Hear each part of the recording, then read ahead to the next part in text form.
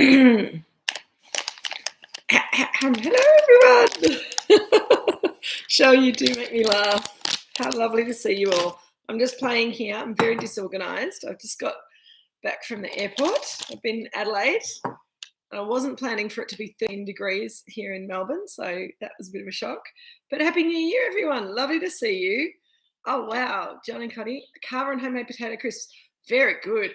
I had to cheat. I've bought potato chips, and I've just noticed that Jill's bought 40% less sodium potato chips. So,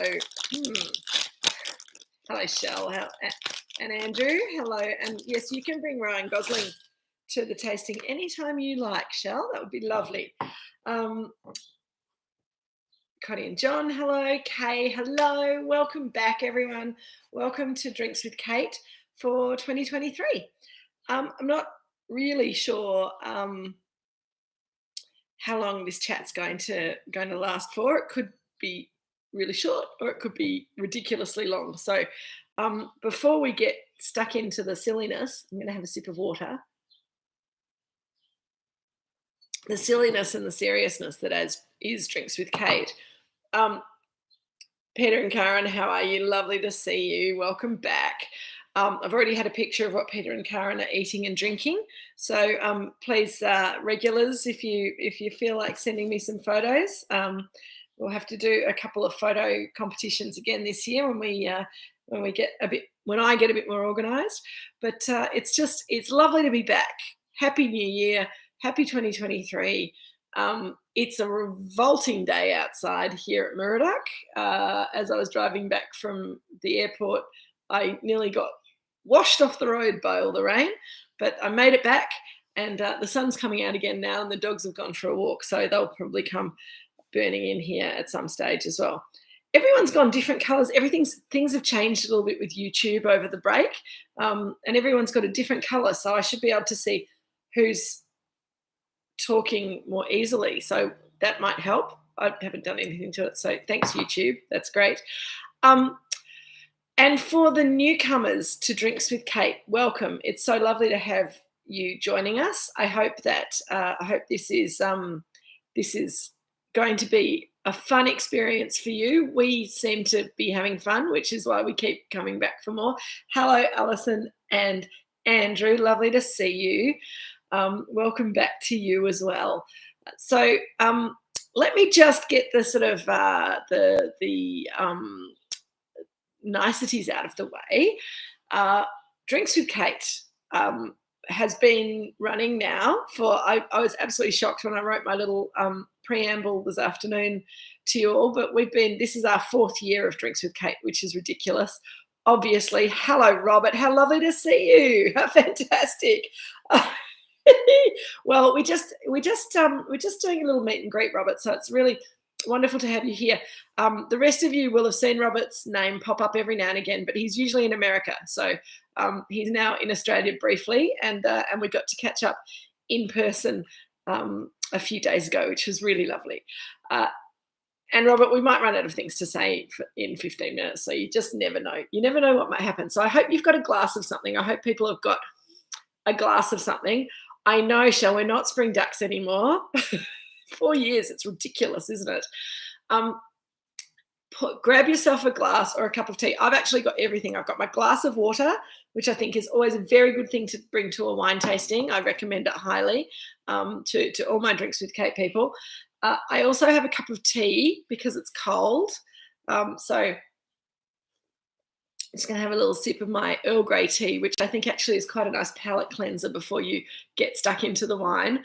And I did say last week that I was going to bring a Riesling along, but to be honest, I don't really feel like drinking Riesling in the 13 or 12 degree afternoon that we're having today, but this was the Riesling that I was planning to drink. So usually with Drinks with Kate, we drink predominantly Moorooduc Estate wine. We might mix that up a bit this year. I'll get your opinion on that.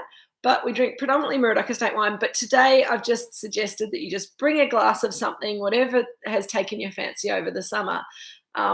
Have a little snack, and we'll talk that through as well as we go along. So if this is all new for you, then we'll explain what we're doing along the way. But really it's just a chance to open a bottle of something delicious with whoever's in the house with you. You can have a house party these days, but of course, obviously, we started this off in lockdown when we couldn't actually get out to go and have drinks together. So Thursday night, 6 o'clock, glass of wine, snack, bit of a chat, bit of a talk about how the wine's made, what it tastes like.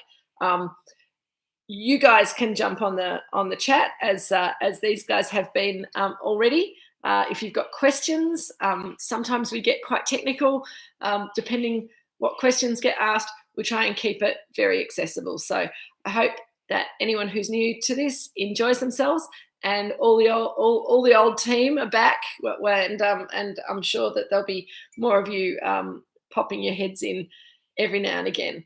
Woodhouse in Bendigo, Robert. How lovely. Oh, well, you have to have something delicious. Hello, Sonia. Welcome back. So good to see you. So the wine that I was going to open tonight, which I'm not going to now, I thought I'd bring for show and tell anyway, because I think it's delicious.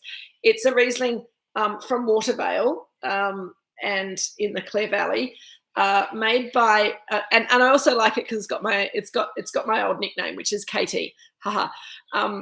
Katie is Kerry Thomas. She's a fantastic winemaker in the Clare Valley. She's a lovely person, and she makes beautiful Riesling.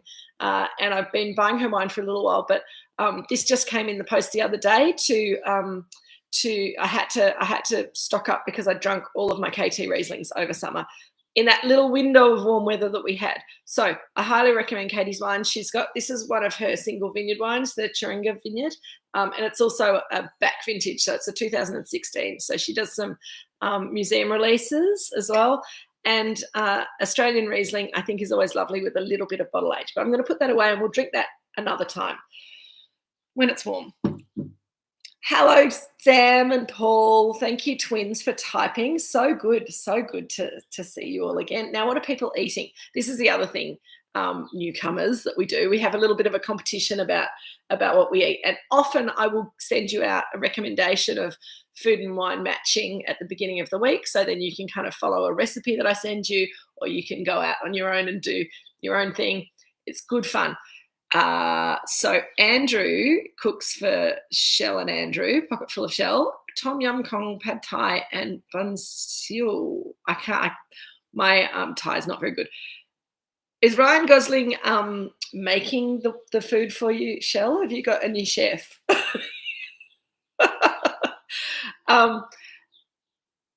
What else are people having? Kay's having salmon with veggies, sweet potato chippies, and gin. Lovely.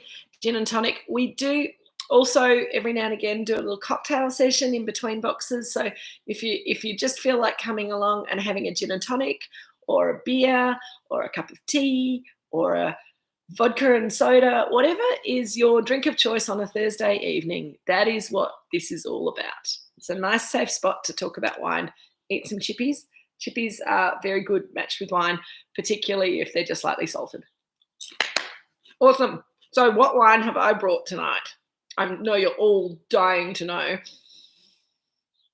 And I thought about lots of things. And I thought, now I'm going to choke on my chips. This is why I shouldn't eat when I'm doing these sessions.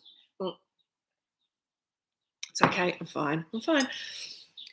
I've been in Adelaide for the last few days, helping to teach a whole team of new Master of Wine students to try and become Master of Wines. Try to help them learn how to study for the exam, practice for the exam, all that kind of thing. And it made me think, about the wines that I've been drinking this summer. And I thought one of the most brilliant wines that I've enjoyed this summer is not an expensive wine. It's made by a fellow Master of Wine who's based in New Zealand, called Michael Brakovich. And he was an inspiration to me back in the day when I was studying for my Master of Wine. And he makes beautiful Chardonnay. He makes some of my favourite Chardonnay in the world. And he is still a huge inspiration for me. And he's a lovely man. And this is his little cheap entry-level offering. So good for summer. It retails for about $20 a bottle, which is ridiculous. So I probably shouldn't be even telling you about it because you'll go and drink this instead of Moorooduc Estate Chardonnay. He makes some other Chardonnays at higher levels. So the Moorooduc Estate Chardonnay is about a $50 wine, and then he's got a couple of single vineyard wines that kind of come in above that, and they're absolutely fabulous. So I'm going to open a bottle of Moorooduc Village Chardonnay. I hurt my hand 3 weeks ago gardening, and I still am struggling with screw caps. You know the trick with screw caps, don't you? That you don't turn the cap, you turn the bottle. Hold the cap still, turn the bottle, much easier. That's physics for you, or something. Wine in the glass. This is always the best part of the video, seeing if Kate's going to throw wine on her computer or get it in the glass. The crosses are having Robinson Pinot Noir 2013 with beef ragout. How delicious. I think beef ragout is great with a wine like the Robinson Pinot. 2013 was a warm year, so it's got a little bit more richness than, say, the 12, which was a bit more restrained. And I actually think that our Pinots, because they've got nice structure to them, they work pretty well with slow-cooked beef dishes, as long as it's not too spicy. I think that should be lovely. What's Peter and Karen Gruyere broccoli and sausage quiche with a 2013 Marsanne, which is absolutely cheese-friendly. Sonia's about to have dill potato and hot smoked salmon with a Hunter Semillon. Delicious. Well, cheers, everyone. Here's to another year of Drinks with Kate. Here's to 2023. And here's to this cold weather moving on quickly and a little bit more sunshine, both for our enjoyment and also for the vines to be able to ripen their grapes. That's a big cheers.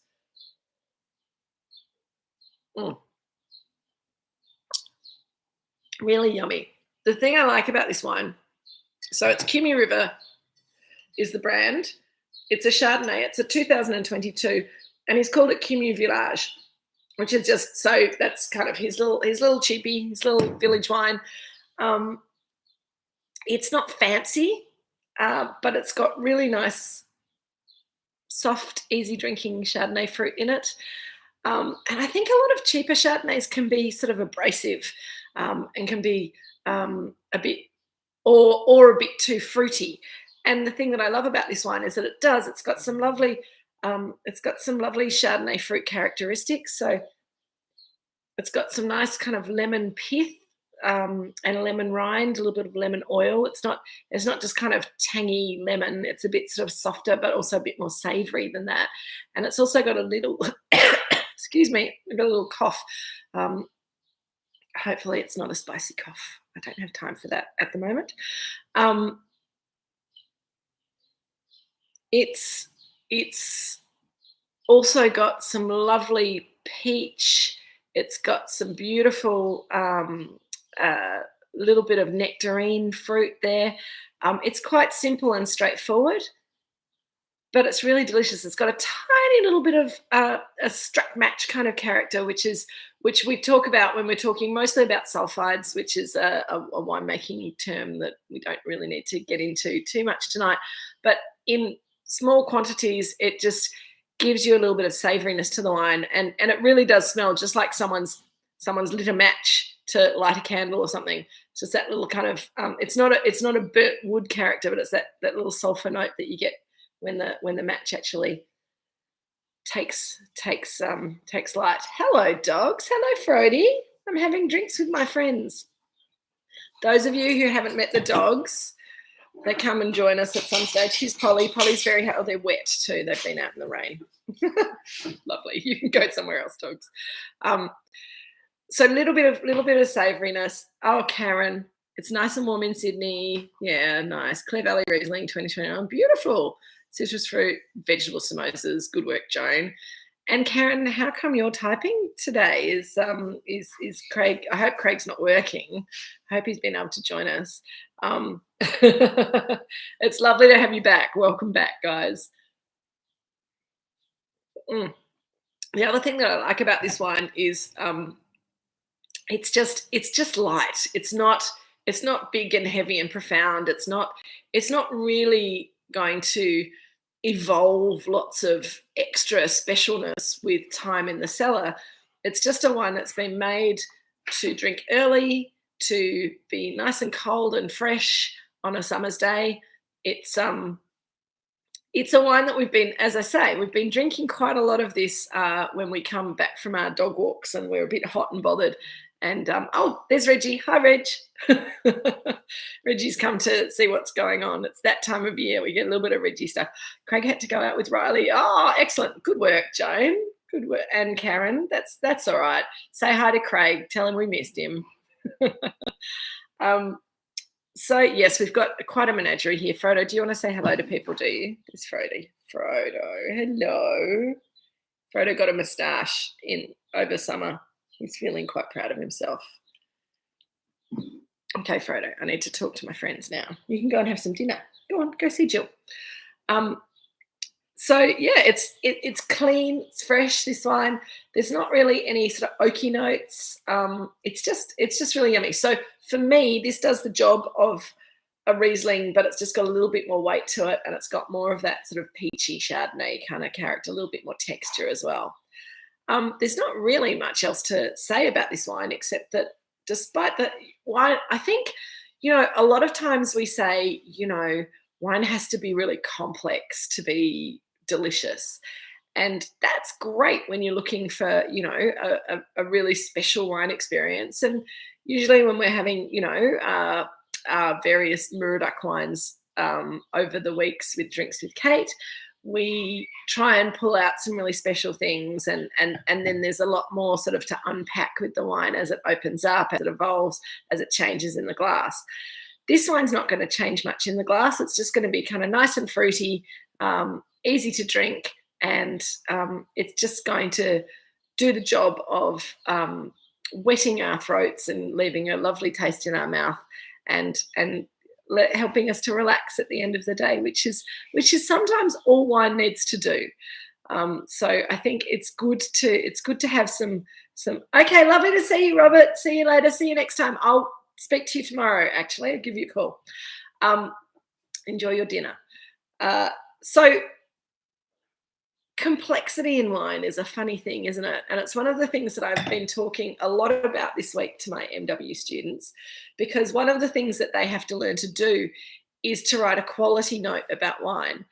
And there's lots of different wines that are good quality, but they're good quality sometimes because they've been well made from nice, clean fruit. They're not particularly complicated, but they're just clean and tasty, and I would certainly say that's this wine. You have other wines that people say are good quality, and will probably say very good quality or excellent quality, and when we talk about quality, we tell the MW students, and I think this is quite a good little checklist to have if you're trying to kind of define why you think a wine is better than another wine, or why you're not really enjoying that wine. Sometimes it's just you don't like the flavour profile. But often quality is about how the fruit and the alcohol and the acid are balanced with each other. And we talk about the balance of the different components of the wine. Sometimes the wine will have a little bit of residual sugar, and that also needs to be in balance with the acid. And sometimes acid and sugar hide each other. So that's when they're in real balance with each other, because they kind of become almost one thing rather than two different components to the wine. With red wine, tannin becomes also another thing that needs to balance with the fruit intensity and the complexity and all of those things. Sometimes the wine will have a lot of oak treatment, and sometimes that oak is out of balance with the quality of the fruit of the wine, and then that can make the wine a little bit jarring. A lot of people will say with young wine, if the oak is overwhelming, then it'll, you just need to put it down and it'll balance itself out. But I have quite a strong belief that if a wine's not at least giving you hints of deliciousness when it's young, it's possibly never going to be a really delicious wine. I think you can have wines that are maybe a bit too young to drink because they're very closed and it takes a long time for the flavours to evolve in the glass. But then you've got to decant the wine and put it in a glass and let it open up and see what sort of a little story it's going to tell you over time. So that's what balance is about. Balance is about having all of those components, and do they all sit well together? If it's a wine that's got high acid and high tannin in a red wine, then it's probably going to have quite intense fruit richness or weight to cope with that structure. So that's balance.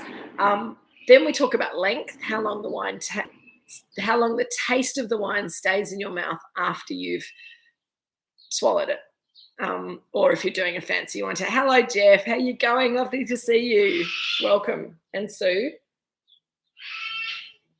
So this wine, I've swallowed it, and I can still taste it. It tastes kind of lemony, and there's a little chalky bit going on. It's quite interesting texturally.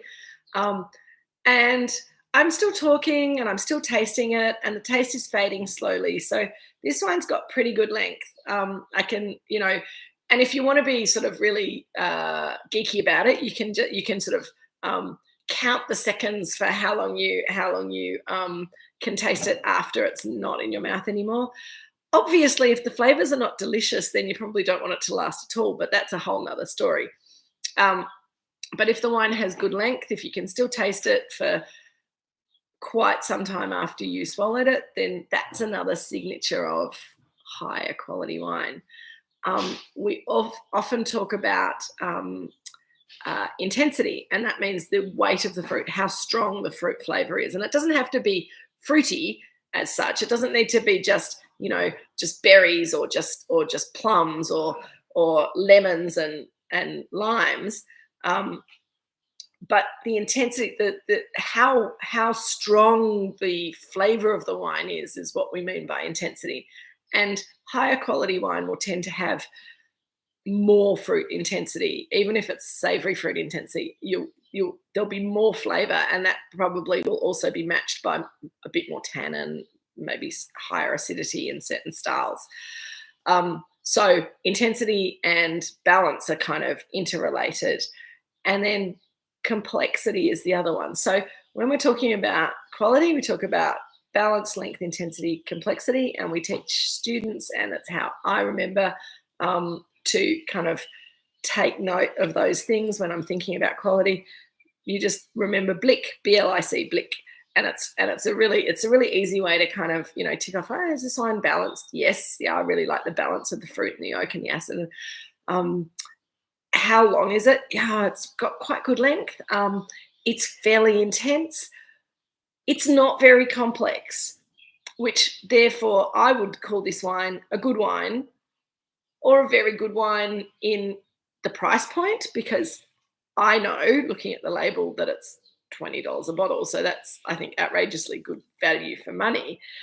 But if you were putting it up against a really high-end complex Chardonnay, or even one of his higher-end wines that you would call very good or outstanding, they're going to cost you more, but they've got much more going on, and they'll take longer to open up and change and sort of reveal themselves to you in the glass.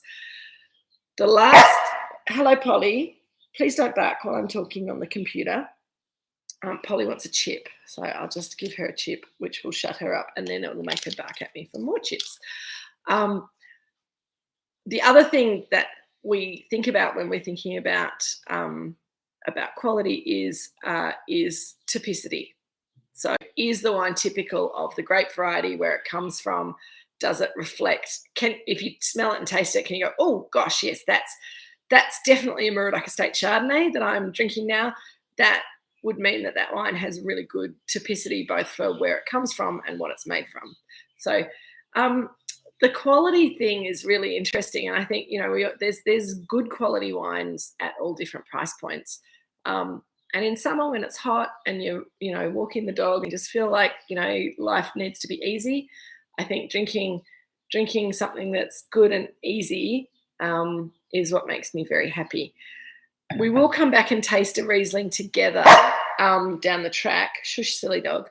But the really interesting thing about Riesling is that it's got this very pure character to it. So it doesn't tend to be complex and complicated, but when we're talking about Riesling, we will talk about purity rather than complexity as a quality indicator. Kay had a lovely Riesling on the weekend from Tassie, Riversdale Estate 2018. It would be absolutely delicious, beautifully balanced, and those sort of Rieslings are so easy to drink. They tend to be, particularly from Tasmania, they tend to have quite a lot of acid, but sometimes there's a little bit of residual sugar as well, so that'll kind of soften out the acid, make the wine seem a little bit fruitier, a little bit more accessible. I'm not sure about that wine. I don't know if that has any residual sugar at all, or whether it's completely dry. But these kind of lemony, acidy wines are, I think, the perfect wines to drink in summer with fish and chips. And I think those of you who've been watching for a while and joining in for a while know that I'm pretty obsessed with good fish and chips. And I do love a good young, again, quite acidic Chardonnay with fish and chips, but Riesling is awesome there as well. So guys, I'm not going to drag this out too much longer because I think it's really lovely to see you all at $20. And Riesling is great value for money as well. It's very hard to find a good Chardonnay at $20 a bottle, which is probably why I've drunk so much of this wine over summer, because most $20 Chardonnays are pretty ordinary. Whereas you can get a lot of really delicious Rieslings for around the $20, $25 mark. So Riesling is underrated, and we will come back and talk about it again. We don't grow it here, so we'll have to drink somebody else's Riesling when we talk about it. But that's okay, because I think it's good for us to go elsewhere every now and again. So for our next session, so next week, unfortunately, I have to be in Sydney. Polly, shush. I have to be in Sydney next week, and we have our big Pinot celebration next Friday and Saturday down here on the Mornington Peninsula. I sent an email out about that late last year. I don't know if any of you are planning to come. If you've bought a ticket, it is quite an expensive ticket, but it's going to be quite an amazing couple of days. So if you were sort of still thinking about it, I think they still have a handful of tickets left, but it's going to be huge. It's Friday and Saturday next week, and I'll be able to report back, and it's all Pinot Noir. Robinson 2021 Pinot Noir will be on tasting in one of the sessions on the Saturday, which is really exciting. And it's really nice to see. We have a whole lot of Pinot lovers coming and descending on the Mornington Peninsula for the weekend, next weekend. So I won't be here next Thursday, but we'll be back and starting. Alison, I'll answer that question in just a second. We'll be back and starting box number 1 the week after next, which I think is about I should know the date off the top of my head, but I think it's about the 16th of February, something like that. Excellent. Hello, Polly. Richard, would you be able to entertain Polly while I'm talking to people on Drinks with Kate? Please? Yeah, well, I'm nearly finished. Checking my dates.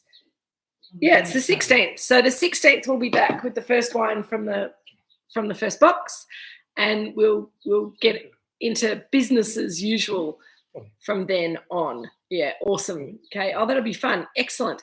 Oh yes, Reggie's looking sadly in the window. He thought that he was finally getting some proper summer. Peacocks are from India, you know, they hate winter anyway. Poor old Reggie is getting old and creaky, and he gets very grumpy when it gets cold, so he's very sad tonight. Alison, you asked me if I could tell you why Riesling is such good value, and I think there's a couple of reasons. First of all, it's not very popular with the masses. A lot of people think that Riesling, they've had experiences with their parents drinking sweet Riesling, and they think Riesling is sweet, and most Australian Rieslings these days is dry, so it's a different type of wine. Also, it's cheap to make, because basically with Riesling you pick the grapes, you press them to get the juice out, you ferment them in usually stainless steel, because it's an aromatic varietal. You want to maintain all those aromatics that you have in the grapes, so lemon, lime. Sometimes when it's ripe it gets a bit peachy. But yeah, you ferment it, and then you bottle it, and then you sell it. So most Rieslings are ready to sell 6 months after you've made them. You don't need to buy oak barrels, which are very expensive because they They don't taste very good if they're put in new oak barrels. So we're trying to retain the pristine fruit character and